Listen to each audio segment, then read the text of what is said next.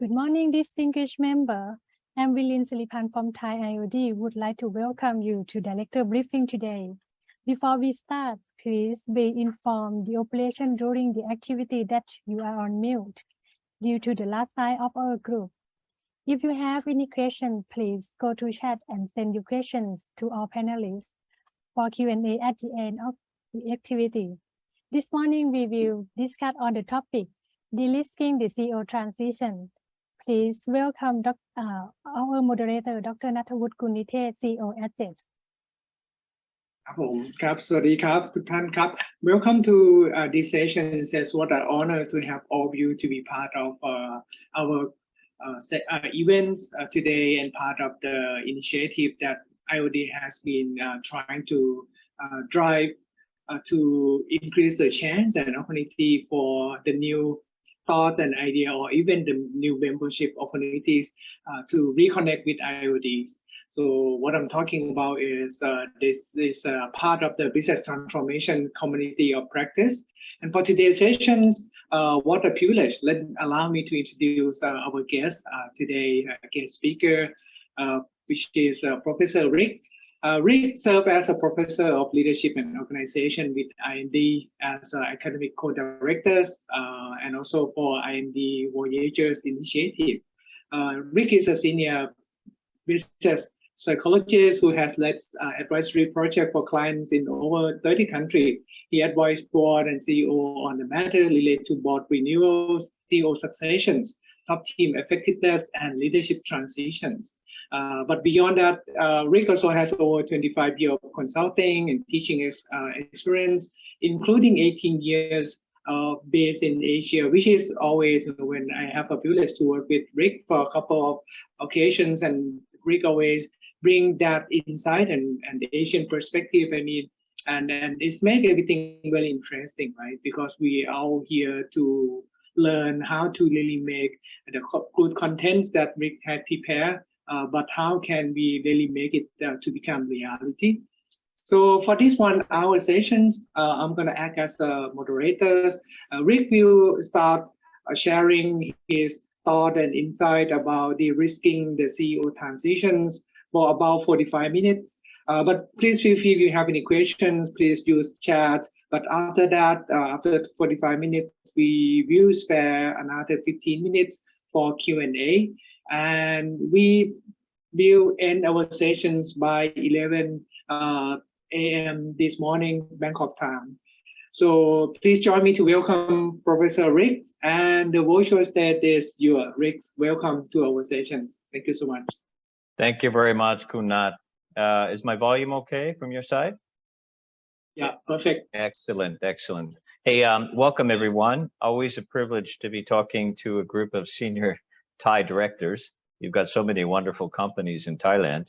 I've had the privilege of working with some of the boards and companies there, including Siam Commercial Bank and others. So I'm very happy to have all of you here today. And I want to share our lessons learned at IMD, as well as my personal lessons learned in 25 years of working on C-suite and CEO succession or CEO transition, and some of the watch outs and how to de-risk both the selection, appointment, and integration of these new CEOs, which is a super important responsibility for a board of directors. And particularly if you're sitting on the nominating committee or serving as chairperson, you'll have a direct role in selecting the next CEO for the company, and then helping that CEO integrate and onboard successfully. So without further ado, I want to get into a mini case study, and I want to test your thinking a bit, if you will, if you don't mind, around CEO succession, and see how we can think about this in the actual context of an actual Asian company that we advised in CEO succession a few years ago. And I'd like you to put your director hat on and give me some direction together on how you would advise the board of this company to proceed with the CEO transition. I want to also mention that Professor Mishak Piskorsky is my partner and the co-academic director for IMD Voyager. And I'll explain IMD Voyager here in a little while, but he's also based in Thailand. And I think that some of you may know he's serving as the Dean of Asia Pacific for IMD. So he's my research and teaching partner around this whole topic. So here's the case study. And please feel free to use the chat if you've got questions as we move along here in the case study. But I wanna ask you, firstly, look at this share price graph on the left-hand side. Can you see this? This company has been seeing 75% decline in share price and a corresponding drop in operating profit and revenue for 7 straight years. This used to be a number 2 in the market leader, number 2 challenger brand. Very successful company for many years, but in the last 7 years has been suffering tremendously. Now, this is a telecommunications company.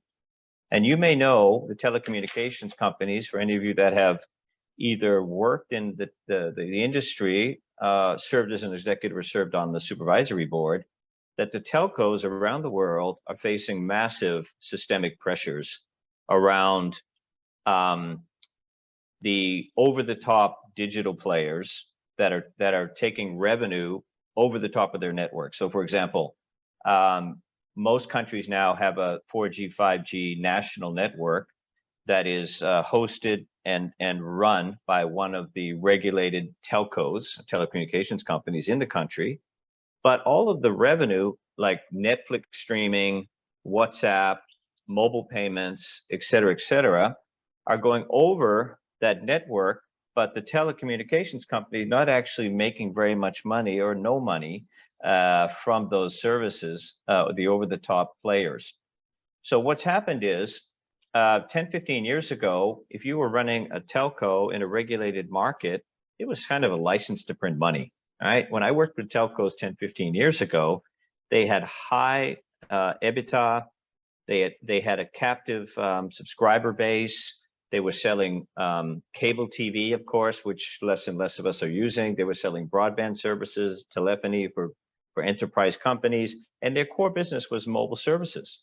If you remember when we used to travel before we had all of these Wi-Fi and over-the-top communication applications like FaceTime, WhatsApp, Teams, Jabber, we were all using mobile roaming services, right, from the telcos.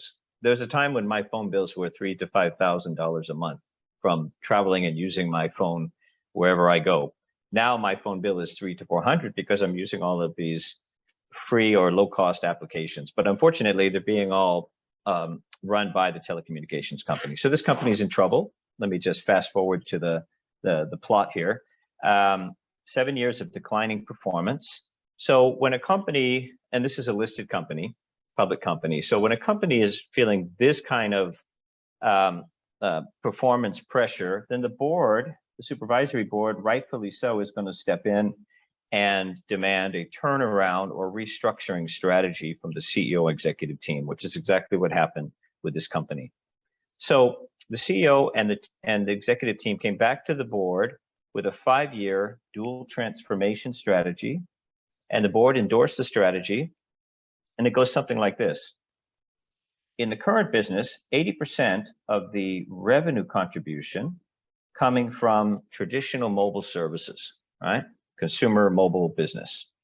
20% of it's coming from new businesses that the telco is trying to generate in the area of cybersecurity, expanded enterprise services, big data, streaming content, et cetera, and clever alliances, right? Now, within 5 years, the board has directed the CEO and the team to restructure the company fundamentally to become a diversified digital services company, moving from telco to techco, where 80% of the new revenue, 80% of the revenue coming from new businesses, 20% of the revenue coming from traditional mobile services, while growing the overall top line of the company. So this is a massive restructuring exercise on many levels. They can't abandon the core because they need the core to continue being profitable so that they can invest in the future business. right? But you can see this is meant to be a very different company over the course of 5 years. We call this a dual transformation strategy. Some of you will be familiar with this term because on one hand, they've got to transform the core mobile business. We call transformation one. At the same time, they're going to be growing all of these new businesses, right? Some that will be leveraged off the core and some will be brand new businesses and probably have a fairly aggressive merger acquisition strategy and partnership strategy going along with this.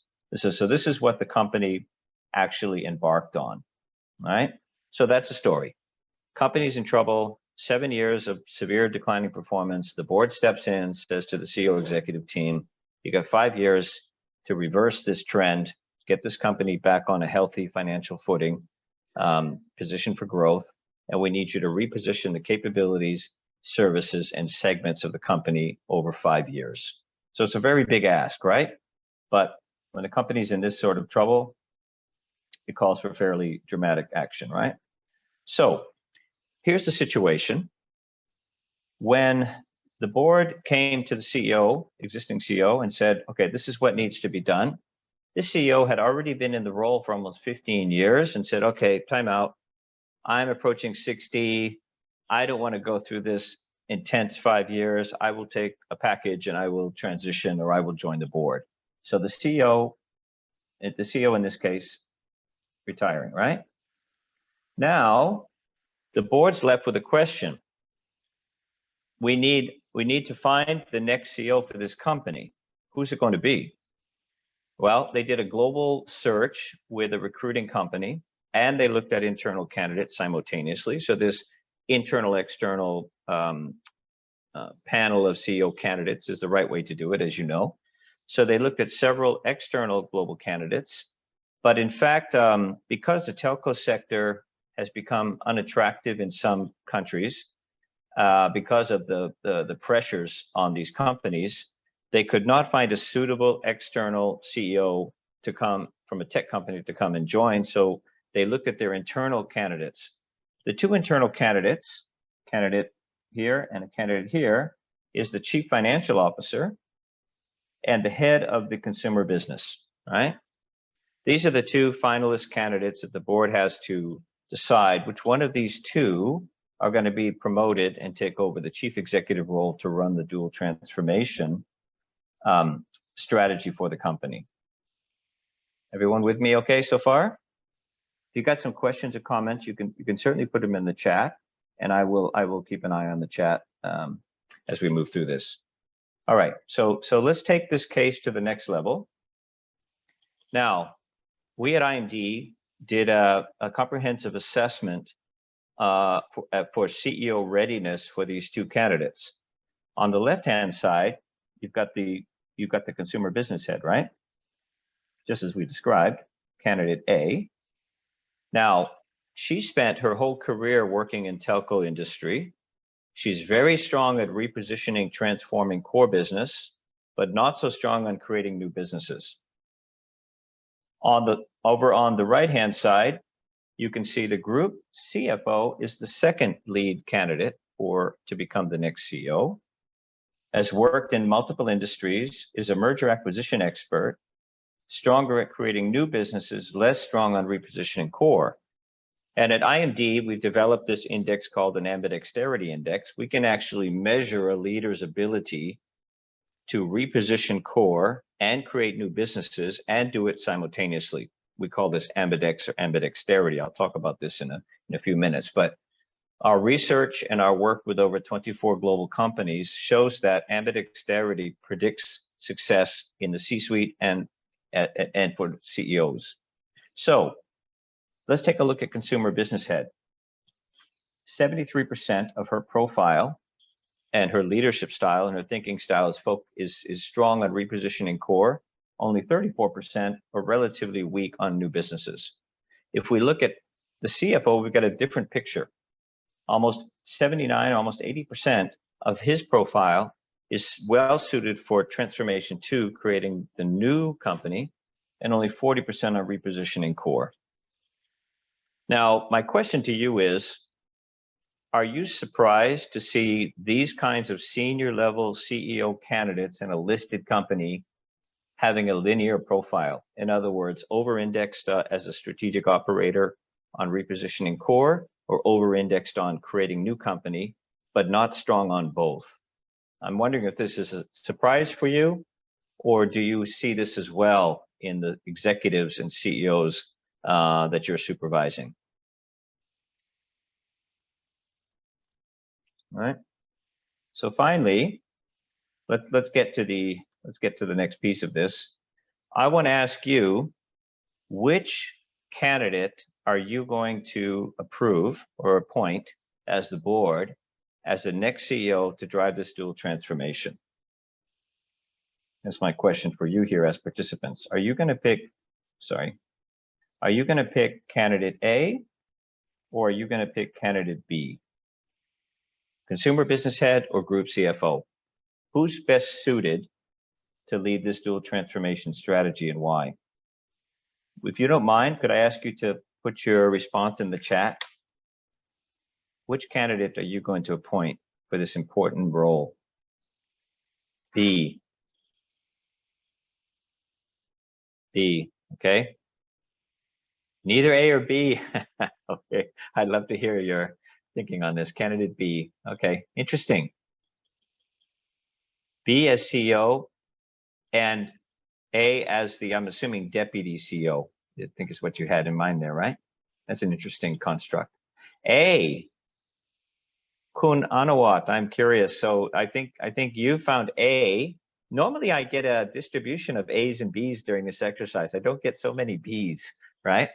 I'm curious from Kun Anawat about why A.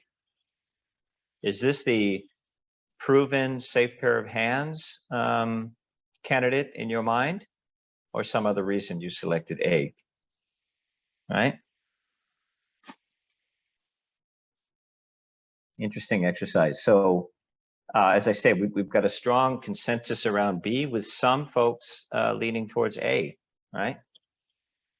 So let's talk about now what actually happened and some of the debates that went on in the boardroom in terms of the candidate, selecting the candidate, okay? And I'm going to explain to you what actually happened. So firstly, there was a lot of debate about the two candidates, of course, head of consumer, who is a known entity, well-trained and well-seasoned executive in core telco business, and the other candidate, chief financial officer. The head of the consumer business, okay, this is really good, from Ho Ren Hua, also depends on the sector growth. Is core sector growing more than 10%, and is new business growing faster? Excellent point. The new business is growing far faster than the core sector. But there's still some profitability issues to be solved, because these are new businesses, new capabilities, right? So yes, the new sector, to your question, is growing faster than the old business, the core mobile business, right? Which is the common trend in telcos that are getting this dual transformation right. So back to what actually happened, right? So what actually happened is the board had many heated debates about this insider candidate. Inside the company, inside the core line of business, this is considered a safe pair of hands by most boards, a safe person to continue the running of the company in more of a homeostasis sort of environment. The CFO is called an outsider candidate. In other words, inside the company, but outside the main line of business. And that also has its risks, right? Has not actually run a telco business, has served as a chief financial officer, but has a very strong track record in merger acquisition, which will be useful for building all these new capabilities in companies. So if I have a drum roll, the CFO was appointed as CEO, right? There was no obvious choice. There's no obvious copy paste candidate here. And I will say, in doing 31 was my last count, group CEO succession projects for companies in Asia and Europe. I've done a few in US, but it's been a long time, mainly in Europe and Asia. This is a common situation where there is no copy paste or plug and play candidates. All the candidates, including external candidates, come with certain risks that we have to evaluate. So at the end of the day, the board thought the least risky candidate, the one most likely to succeed, would be the CFO. So the CFO gets promoted to Chief Executive Officer. What's going to happen? What do you think is going to happen to this consumer head, long-term telco executive, who now has been, in a way, the board signaled to her that she has CEO potential? What's the risk factor now that she didn't get the top job? What would you do with this particular consumer business head at this point in time? Just think about that. I see some interesting comments here in the chat. Did the CFO have the hearts and minds of key talent? Yes, but not across the whole business. So there's some followership work to be done. The age difference, that's a good question. The head of consumer is 48, the CFO 44 years old. Yes, I love this. Sorry, I don't get the name. Kunful Tadar, is that right? You've got basically saying that give her independent charge of core, which is precisely what they did. First of all, she is a discourage may quit. I love it, Rajiv, exactly. So she was preparing to quit the company, and that would have been a disaster in terms of repositioning core. So they gave her a 3-year retention bond, right, firstly, and they promoted her to Chief Commercial Officer across all the existing and the new revenue generating units, all right, to keep her. Now, eventually she did move on and took a CEO role at another company, but she stayed there long enough to help reposition the core, which was around 4 years, as I recall, right? Now, here's the other thing you have to think about as a board. Internal CEO candidates are almost always first-time CEO candidates, right? Most of them have not been CEOs at other companies. So this is a first-time CEO. And as you know, it's not an incremental move from corporate officer or EVP to CEO. It's a step jump in terms of complexity and ecosystem leadership and board dealings and regulators and institutional investors and so forth, right? So this is a step jump.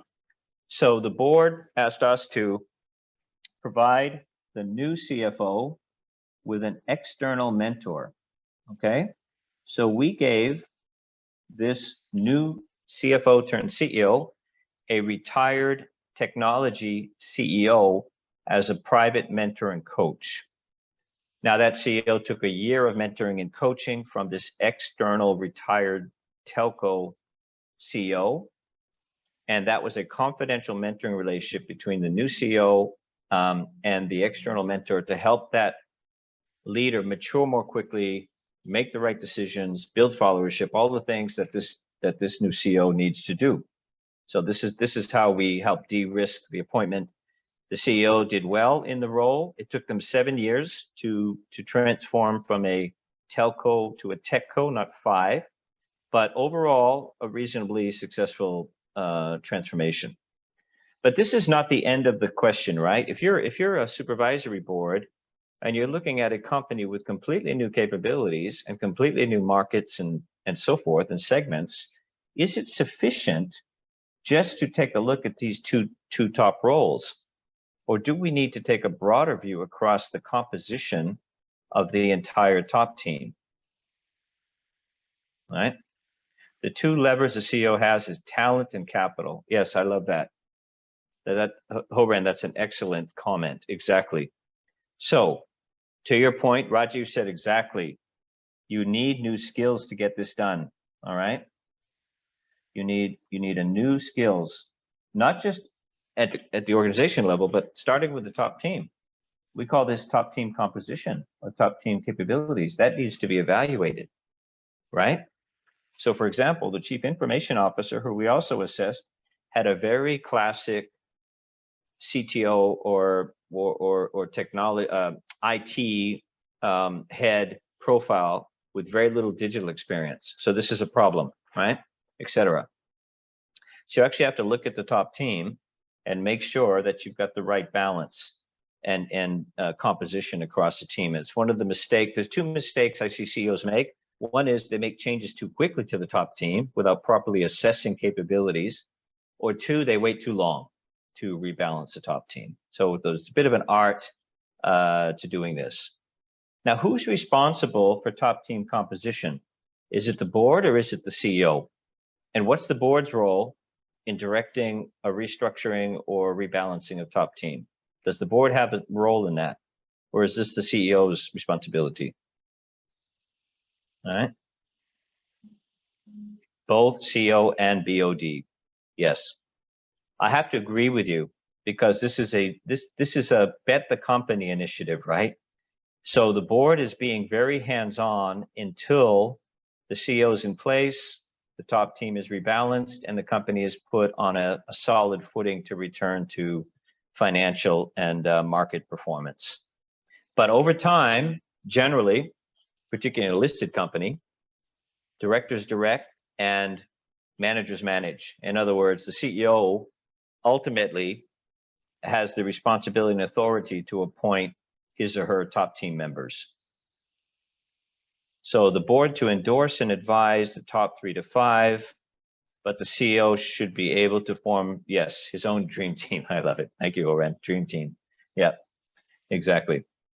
This is how it should go over time.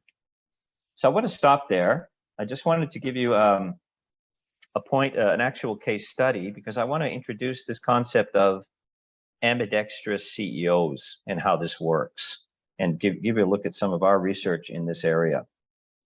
I hope you found this case study useful. It's an actual case study, and we've been involved with many of these very similar case studies. People are always shocked that they have linear leaders at the top of these companies, not ambidextrous leaders. Now, what I mean by ambidextrous is that can the leader, the CEO, and the senior executives, are they able to pivot between repositioning the core leadership and creating the new company leadership? And unfortunately, 88% of the leaders we've assessed around the world are linear leaders. They're really good at repositioning core as a strategic operator, or they're very good at creating new companies as a transformer disruptor, but only 12% are able to do both. Right? I was involved with a global CEO study in 2014 when I was a partner at Russell Reynolds, working in their board and CEO advisory group. We studied 1,000 CEOs that we had assessed over the years and had placed into different companies. When you look at the top performing CEOs across industries, across sectors, across geographies, we found about 20%, around 200 of them, had consistently outperformed their industry peers. When we looked into the data around these CEOs, these top performing CEOs, we couldn't find very little in common across these high performing CEOs, except for ambidexterity, except for this ability to think, to have this cognitive ambidexterity, or thinking ambidexterity and behavioral ambidexterity, that they could move between repositioning core and creating new back and forth. So one of the companies that's doing this very aggressively in becoming an ambidextrous organization is Shell. You may know Shell, the big energy company, historically one of the world's largest oil and gas companies. They've been a long-term client of IMD. They've sent thousands of their leaders through our executive development programs. They are very aggressively trying to reposition the company and move towards net zero emissions company by 2050, right? So they're running a massive dual transformation in a very traditional industry. But another interesting dual transformation company right in your backyard, Siam Commercial Bank. You probably, those of you that know Kuhn Arted here, the CEO, or are close to this bank, will know that Kuhn Arted and the board have been aggressively pursuing a dual transformation strategy. I'm not saying anything confidential. This has been in the news. They're on LinkedIn regularly. publishing the successes, but there's a whole set of SCB, Siam Commercial Bank X companies that are being launched and staffed and growing to become a significant source of revenue and growth for Siam Commercial Bank. But at the same time, Kunartit is very clear that the traditional core, the cash cow here, of the traditional businesses, commercial banking, retail banking, commercial banking, wholesale banking, private banking, needs to also be transformed and relevant. So SCB is a classic dual transformation organization requiring ambidexterity at the top, and we've had the privilege of working with them over the years, and I've had the privilege of working with the top 25 leaders, helping them strengthen their ambidexterity at the bank. So I think it's a very good dual transformation case study in your own backyard, if you agree with me, SCB. So what does it mean? It means that when you are appointing a new CEO, appointing a new CEO, particularly if it's an internal candidate that hasn't had diverse experiences as a CEO at other companies or other industries, geographies, you're very likely to find a linear profile when you assess those candidates. In other words, they're either going to be a perform CEO by nature, or they're going to be a transform CEO as a dominant style. Transformation 1 is perform today's business. Transformation 2 is transform for tomorrow's business. And 12% of the executives we've assessed now around the world, partnering with over 24 companies, only 12% of them naturally are ambidextrous, can do both of these well, right? And what does it mean? I know ambidextrous is a complicated word. Even those of us native English speakers get tired of saying it. So we've recoined this as ambidex, right? Ambidex leadership. And the original definition of ambidexterity is somebody that can write legibly with both right and left hand. And maybe you know some people like this. I have a colleague in Jakarta, a leader there, can actually write brilliantly with both hands, and uses her hands differently for different things with equal proficiency. There's many professional sports players that are ambidextrous in football, in baseball, and other sports. So it's unusual. I wouldn't call it rare. And in leadership, only 12% of the CEOs and the executive we assess are ambidextrous. Right? So this is why I keep coming back to this topic. I won't go through this with you, but what we built is this instrument called 5S2, 5 scales, 2 opposing behaviors. What does it mean? It means that if you're going to select a CEO or an executive for a company, and you want to see how proficient are they at leading strategy, for example, ambidexterity means that we're going to find them here in the upper right-hand corner. In other words, the transformer style, the way of thinking, the way of leading, the way of making decisions, behaviors, this is transformation 2. Remember, this is ideally suited for the next generation of the company. The strategic operator style is uniquely suited to transform today's business. And we want CEOs that can do both up here in this upper right-hand quadrant, right? And in fact, if you sit in meetings, in a board meeting, or you sit in meetings as a CEO, during the day, you're going to have a whole range of transformation 1, transformation 2, different meetings. And ultimately, you've got to be able to lead and think in a way that balances the tension of transforming for tomorrow and performing for today. And we have growing evidence at IMD that the top CEOs are ambidextrous when it comes to leading strategy, right? Yeah, I won't go through the rest of the scales, but effectively, we now benchmark and measure CEOs and executives on ambidexterity, on how they lead strategy and how they lead execution. We call this leading the business, right? We measure on how ambidextrous are they on leading internal, external stakeholders and leading people and teams. We call this leading people, these 2 scales. And finally is leading self, because as we all know, as you become more senior in rank, the leadership becomes more personal, and your character, your thinking style, your personality dictate more and more of your performance and influence than your technical or functional experience. So we also focus on leading self, including at the CEO level. I'm gonna just get a couple more points here, and then I want to open this up for questions. But feel free to shoot any questions into the chat box, or feel very free to challenge me here. Right? This is a provocative topic, saying that the best CEOs are ambidextrous versus having a singular, linear, strong, spiky style. Right? This is basically what I'm proposing here. And in the old days, we used to want CEOs with a very strong signature style because it fit a certain time in the corporate life cycle, or the certain time in the 3 horizon strategy. You needed a certain style. And what I'm saying is, in today's companies, just like you saw Kunarted of Siam Commercial Bank, we don't have a linear 7-year transformation anymore. All these transformations have been compressed in time and space, and Kunarted and his team are running both transformations simultaneously. They're not having a stage 1 do this, stage 2 do this, stage 3 do this, right? And you need to be ambidextrous to solve this dual transformation tension. That's the point I'm trying to convey here. So a couple of questions we always get in sessions like this for Professor Mijek and I: do all executives need to be ambidextrous? And our view is this: the penalty or the risk of not becoming ambidextrous increases as you become more senior. I would say at mid-level, first line, functional level, you need some level of agility, but you don't need to be fully ambidextrous.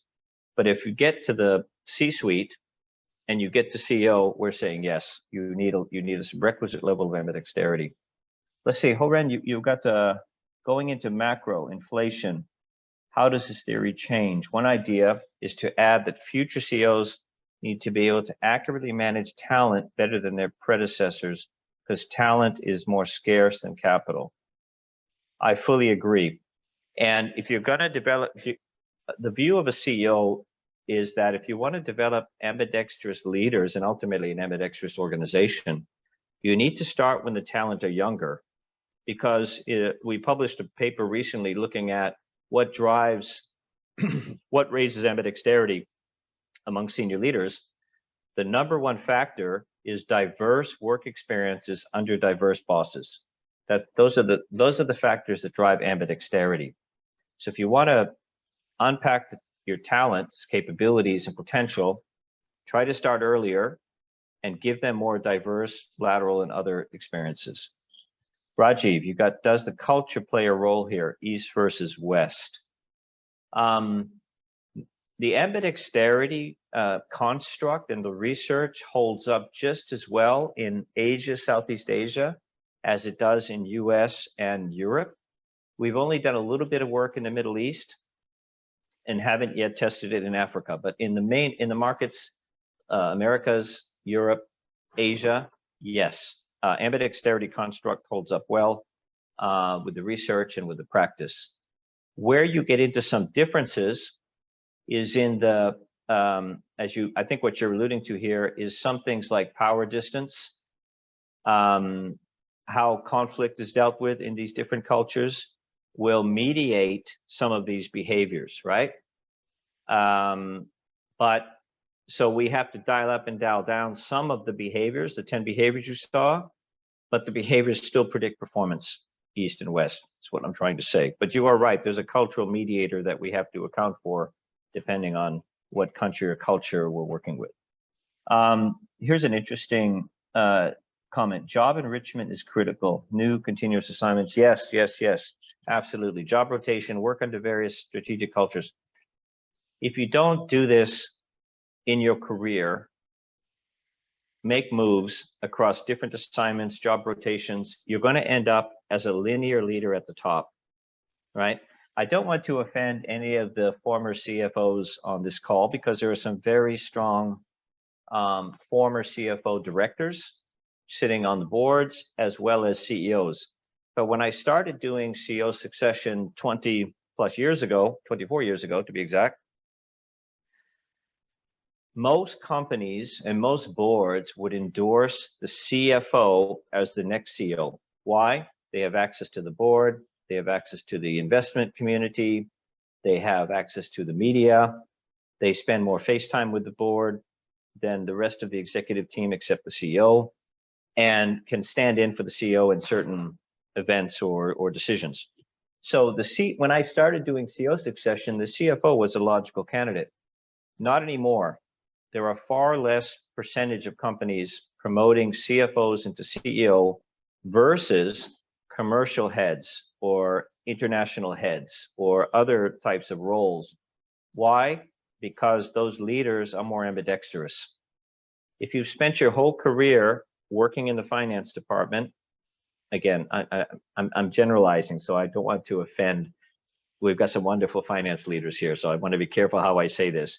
But you see a lot less CFOs becoming CEOs than you did in the past, is what I'm trying to say. And my working theory on this is that we didn't provide the finance people with enough rotations, international exposure, cross-functional experiences, different bosses, so they would become ambidextrous by the time they reach CFO.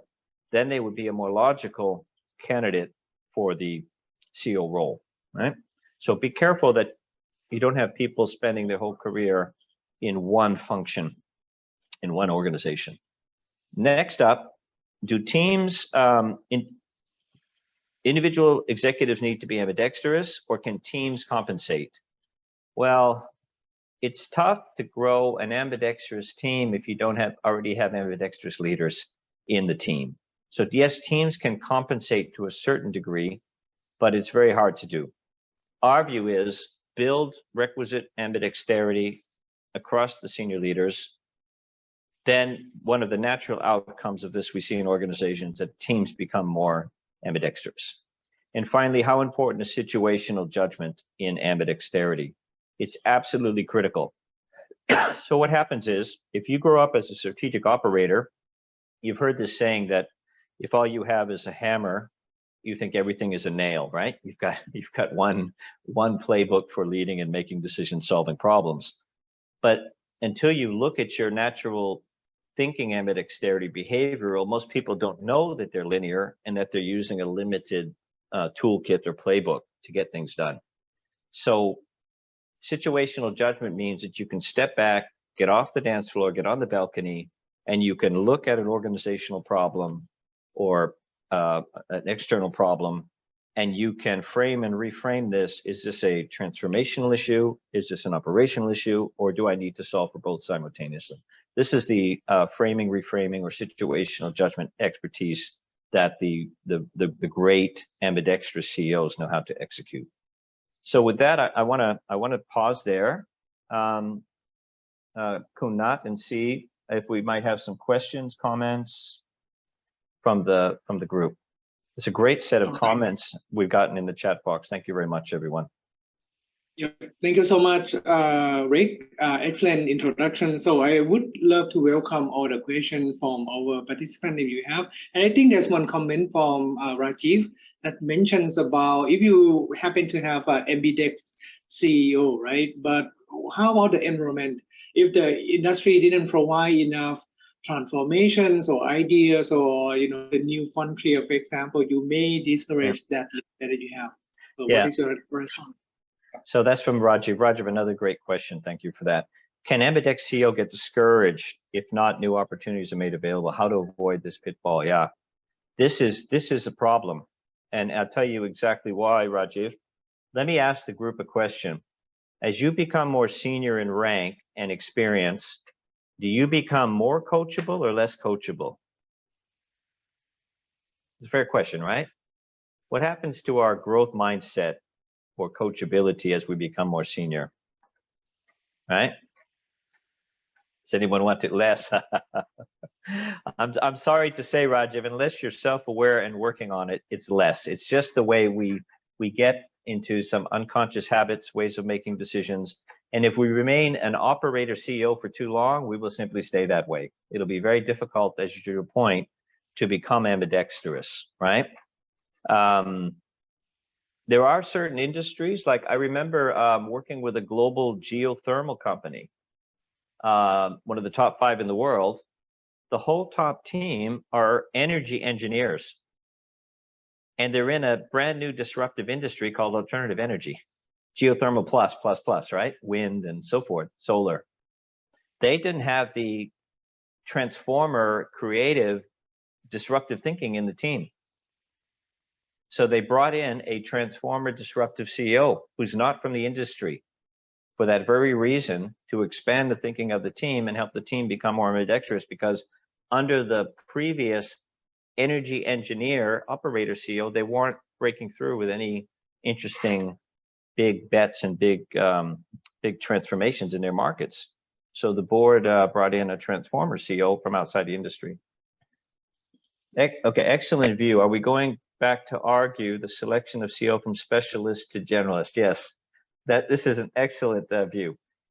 There are times when you need a surgical CEO. Okay, I'm not saying, or a specialist CEO, that the company needs a very specific set operation or medication to get well and to get better or to change, and you need that kind of CEO for a certain period of time to help lead it. So I'm not saying there are no cases for a specialist CEO, but I'd say there's less and less across the industries, specialist CEO versus generalist.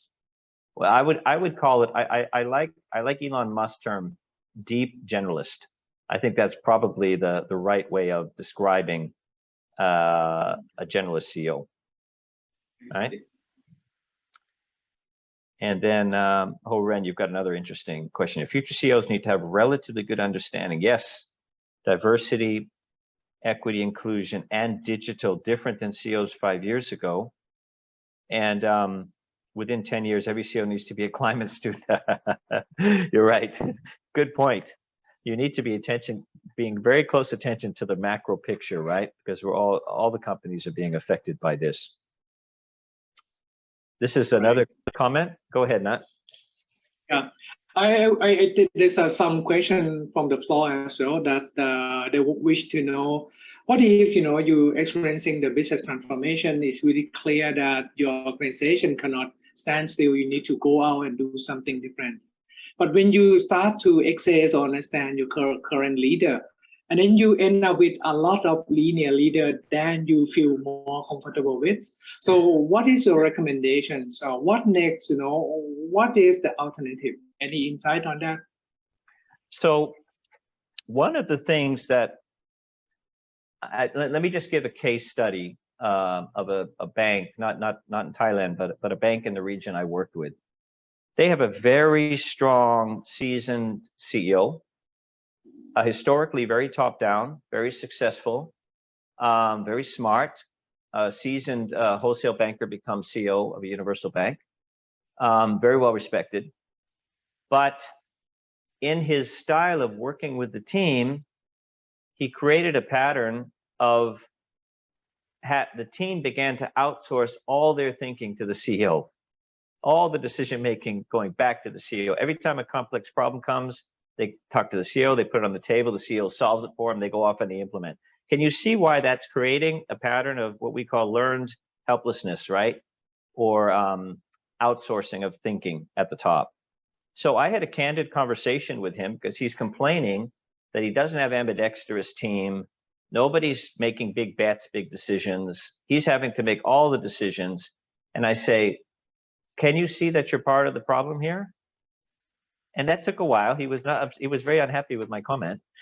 But I said, think about this and watch your patterns over the next month and see how many decisions you're solving problems for these people because you know more, it's quicker, blah, blah, blah.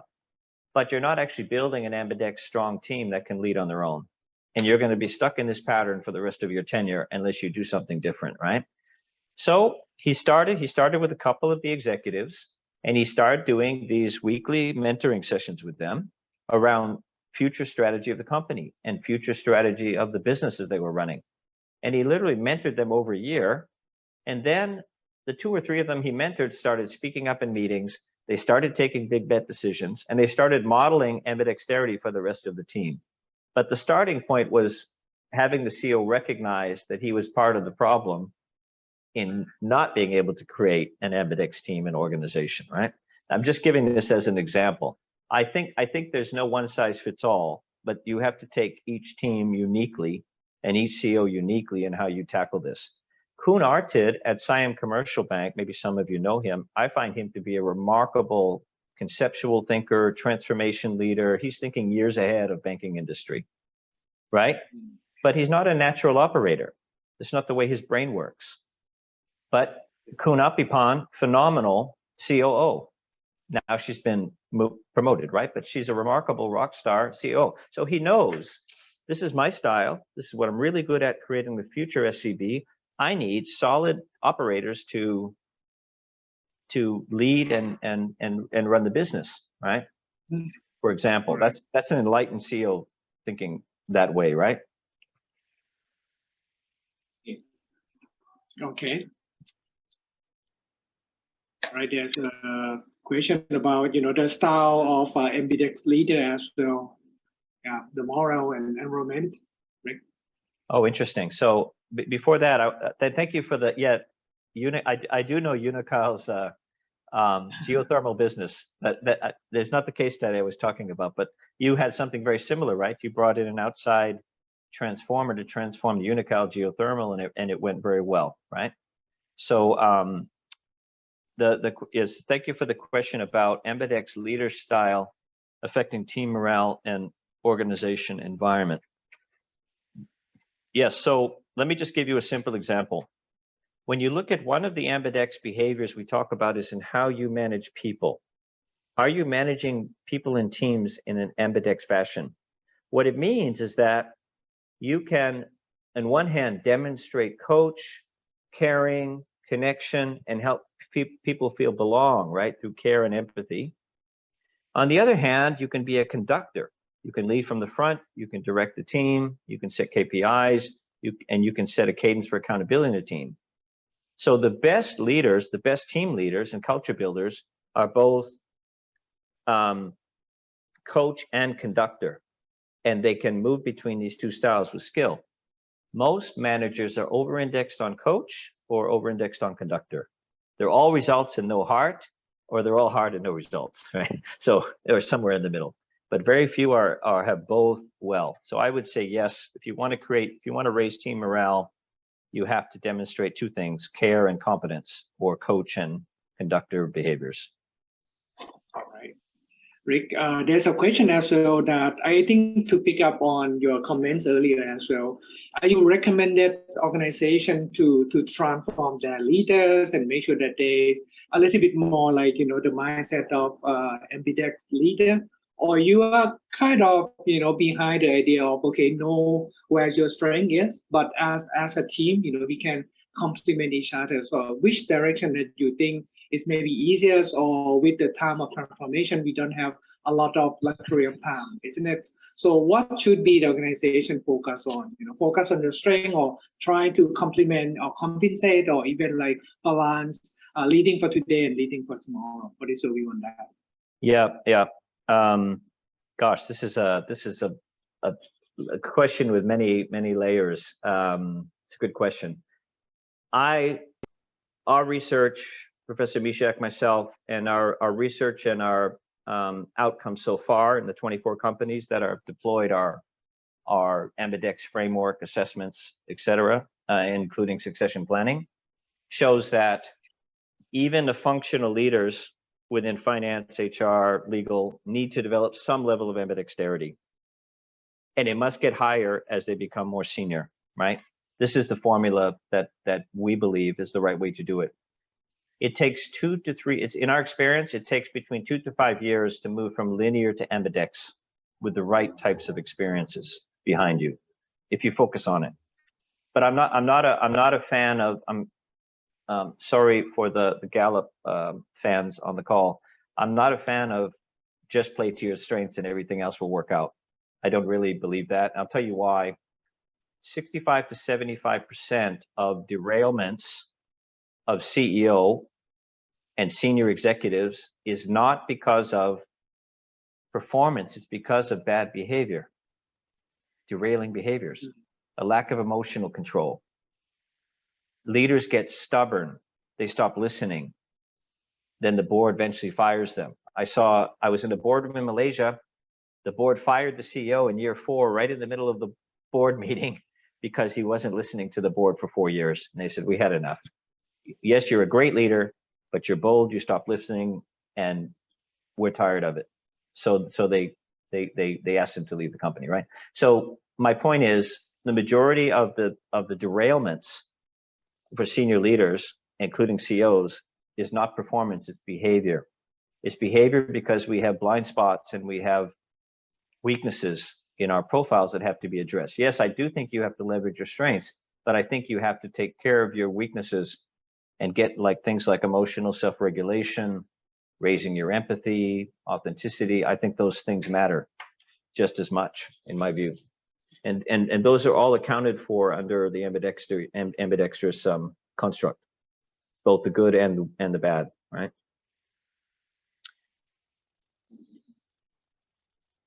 All right, there's one question from Dr. Kosit. Yep. Yeah, excellent question. Yes, I was trying to answer this question earlier, but I probably didn't do a proper job at it. When I was talking about a surgical CEO, in other words, when I was at Russell Reynolds, it's true, we had 3 types of CEOs. You had turnaround restructuring CEOs, like wartime CEO. You had a fortification CEO, which is an operator really good at organic growth, and you had a genesis or a disruptor. You can see the 3 types of styles. And I think it's true, when you need to restructure a company, as you say, during wartime, you probably want a command control, top-down restructuring CEO. But the question will be, after the 3-year, 5-year restructuring of the company, is that still the right CEO? It's very unusual for restructuring CEO to become ambidextrous or to become a growth CEO. Not to say it never happens, but it's unusual in my experience. So I get your point that there are certain times that the company needs certain medicine, and there's a certain type of doctor or CEO prescribe that medicine. It's usually turnaround or restructuring situation is when you see this happening, right? But I think over the long term, ambidextrous CEOs are outperforming all of their industry peers across sectors. This is the point that I started with. All right. But but I do agree with the point. There are times when you need a surgeon, right? You have an illness. There's times when traditional medicine works, but there's times when you actually have to go and get surgery and go in the hospital and get fixed, right? Right? Yeah, excellent point, from Dr. Kosit, and also from your reply as well, Rick. And it's kind of, to me, it's a little bit more like you choose playing sport like golf, isn't it? You cannot be good at one club or one equipment. So the best players or the one who win the trophy is someone who really relate to strategies and your skill and using the right equipment at the right time. So that's maybe a little bit on the ground in terms of what is ambidextrous leader need to do. But to me, even more important is kind of ambidextrous mindset or mentality within organization, isn't it? Because in the organization, maybe sometimes you push more emphasis on linear leaders, or even like on the opposite as well, that you believe that the conceptual leader is much more superior, but from what I hear from you, we need both. No, we don't. We don't. Again, our research and our view is that transformational transformer leaders are not better or stronger than operator leaders. Our point is you need both to run a successful organization, perform today, transform for tomorrow. But it's true, in the last 8 to 10 years, there's been a big swing towards transformational leaders being somehow better or superior, but our research doesn't support that view. All right, thank you. There's one question from Kun Apishai mentioned about should the restructuring of the board members compositions require to bring in more expertise and experience from outsiders or in the new business as well. What do you think on that? Yes, I have to be careful speaking to the Thai Institute of Directors on this point. But I've been involved with a number of board evaluations and board renewal and chairman succession, right? And I've also been on the faculty for the Singapore Institute of Directors in the past, teaching the listed enterprise certification for directors.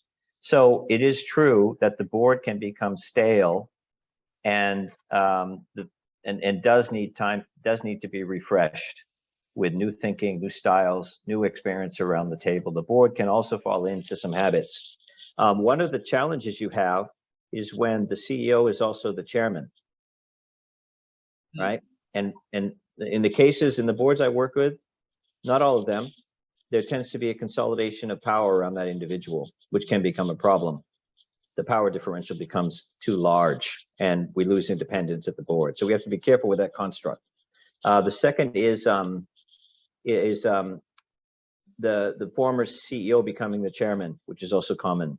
With again, when that chairman has so much experience, they might be shortcutting or cutting off creative ideas and discussions too early. That's just my red flags under that construct. I see. Fair enough. And I think that we have a good discussions, and thank you so much once again, Ric, for your insightful and your experience in these topics. So, but time fly, and then all the participants is, the good thing about IOD event is we kind of stick on 1 hour's time limit. So yep. Let's everybody's going back to your priorities. So with that, once again, I would like to say thank you to Ric, Professor Ric Roi, from this topic. And as for our initiative for community of practice business transformation, we are on the mission to create this kind of a platform, learning and sharing and building and inspiring the future leaders and board of directors to make sure that we have something to say and something to do for us as well, to turn around our business and make it more competitive as well. And also, I may take these opportunities to inform everyone as well that on October 20th next month, we also plan to have another sessions with McKinsey, who will come to our sessions and talking about ESG as a vehicle for business transformation, which is I hope to see everybody back into this forum once again.